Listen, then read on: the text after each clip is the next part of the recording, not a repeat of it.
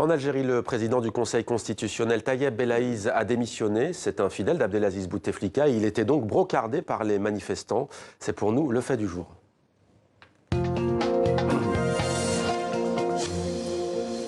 Il faisait partie des 3B pour les contestataires, notamment les étudiants qui manifestaient encore hier, comme chaque mardi. Tayeb Belaïz incarnait le système et la continuité du clan Bouteflika. Il a finalement décidé de se retirer de la présidence du Conseil constitutionnel.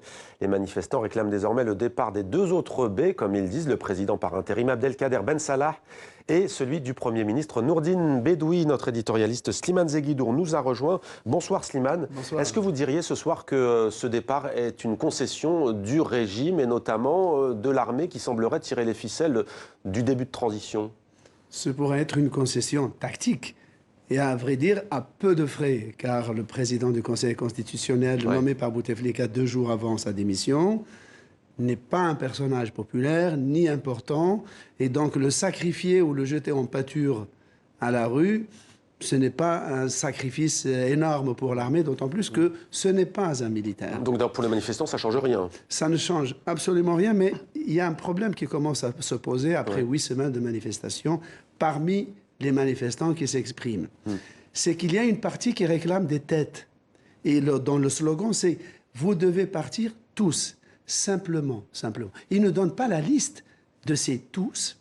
Et ils ne disent pas combien, 5, 10, 20, 30, 40. Ils ne le disent pas. Ils disent seulement « partez tous ». Ça, c'est le dégagisme un peu infantile.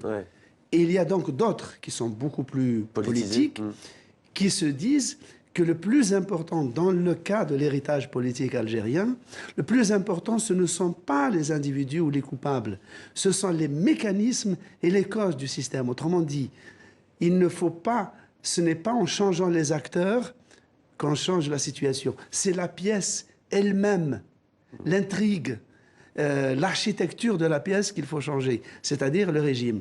Et toute cette question n'est pas encore traitée à vif par les manifestants. Du coup, il y a quelque chose, Mohamed, qui est très préoccupant, quand même, car l'Algérie est en apesanteur institutionnelle, et il y a, pour la première fois, un déballage public qui est une division d'un des secteurs clés de l'État, c'est-à-dire le complexe militaro-sécuritaire.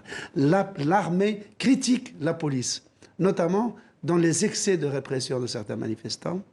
L'armée, le chef de l'armée, menace d'interpeller l'ancien chef des services spéciaux qui est accusé de conspirer. Le général Toufik. La police algérienne, qui est donc désavouée par l'armée, c'est quand même 200 à 250 000 effectifs. Ce n'est pas insignifiant. Merci beaucoup Slimane pour ce décryptage.